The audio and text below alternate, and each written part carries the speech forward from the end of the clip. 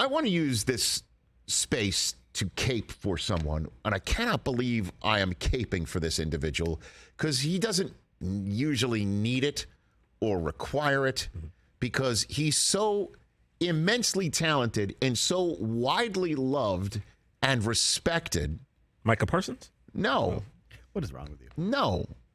But you not do referring to him, but he has now reached that part of American sports fame where folks are ready for him to be torn down a little bit. And also, he's already reached that part of American sports fame where he won't be considered for MVP very often because he's already won it. You know, it's just like he's already gotten a Lifetime Achievement Award of how many times do you need to win it? We'll start looking at other people who might not have your stats because we expect you to do what you're doing. Remember that part of the time of the career where Belichick has to go undefeated and his quarterback's got to throw 50 touchdowns and have a defense that has 50 takeaways for him to win Coach of the Year, right? Right. He did win in 2007, right? Coach of the Year. You know, I remember Phil Jackson is like, yeah, you're not Coach of the Year. You can't win Coach of the Year because you got It's not fair. Jordan, you got Kobe, you got Shaq, and plus you've already won them all. Like, well, how many yachts can you water ski behind? But I cannot believe the slagging that has taken place and, on occasion, downright disrespect that has been thrown in terms of shade at Patrick Mahomes. Agreed. I don't understand what is happening because, yeah, his former receivers are different spots now, and I understand they're trying to talk him up, their new quarterbacks. One doesn't need talking up, and the other one, I think, does require to have some sort of vote of confidence said full-throatedly by the new receiver on his team.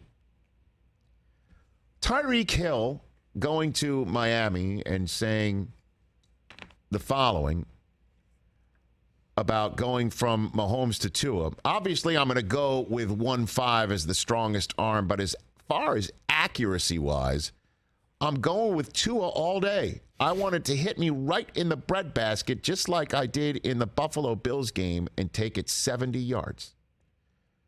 That was on his podcast. Okay, so you're talking up your guy when you're asked a direct question about your former guy. I get it. Yeah, makes sense. And then he doubles down a couple of weeks later, or months later on First Take when asked why he chose the Dolphins over the Jets. And he said, Zach Wilson's a dog, but I'd rather play with the most accurate quarterback in the NFL. Tua, he's an expletive heck of a competitor. He's a hell of a hard worker. I'm excited to go to work with him, compete with him, and battle with him. This dude came from Alabama. If you know Alabama, they're playing some of the biggest games in college football. I've had a chance to play with him, practice with him, and see his confidence. I've had a chance to golf with him. He's a good guy, obviously, but I see a lot of similarities when I look at him and when I see Patrick Mahomes. He's definitely onto something.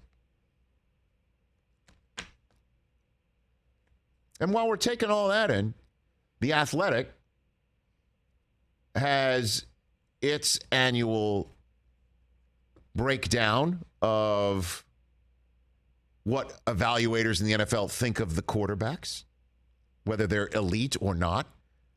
And The Athletic, quoting an anonymous defensive coordinator in the NFL, saying that they love Mahomes because of his unorthodox throws, not because of his natural pocket presence. And when that disappears, that's when they lose games. I don't think that's a 1, meaning he's not an elite quarterback. I think that's a 2, meaning not the top tier quarterbacks in the league. Adding nothing against the guy. I love the kid, but take his first read away, and what does he do? He runs, he scrambles, and he plays street ball. Whoa. What? You remember the Super Bowl he's running for his life when the pocket was gone? I do remember Street ball almost damn near kept him in the game and won it.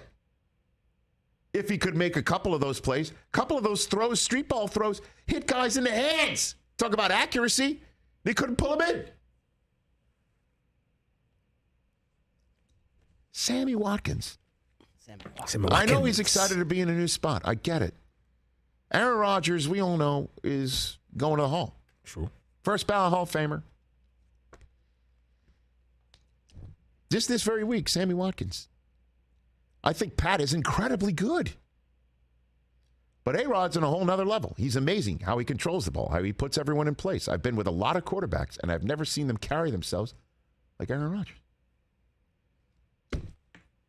Incredibly good. That's what Pat is? Are you kidding me? That is. Len Dawson, may he rest in peace. He just passed away. Mm-hmm. Best quarterback the Chiefs had until Montana showed up. And then he was clearly not the Montana of the San Francisco years, even though he did take them to a playoffs, deep into the playoffs, that they had not seen until Mahomes showed up on the spot, becoming one of the best to ever do it. The fastest of one of the best to ever do it. One of the best to ever do it in a way that is so incredibly jaw-dropping, difference-making, Madden cover earning. Kids love him. What's happening? What's happening? His own guys going somewhere else. I get that Tua needs to be talked up. That's one of his own podcasts. Asked directly about Mahomes. Asked about why he went to the Dolphins instead of the Jets. The answer winds up with a comparison of Tua to Mahomes. And I love Tua, but are you kidding me? And then, what do you think? Rodgers needs an attaboy from Sammy Watkins? Yeah, why does Rodgers? I mean, but you can understand it more with Rodgers. The Tua thing is the one that's the real head scratcher. Do you think Rodgers would be offended if he said, I went from Hall of Fame quarterback to a Hall of Fame quarterback? No. Not in the same way of Devontae Adams saying he went from Hall of Fame quarterback to a Hall of Fame quarterback. Completely different. Right?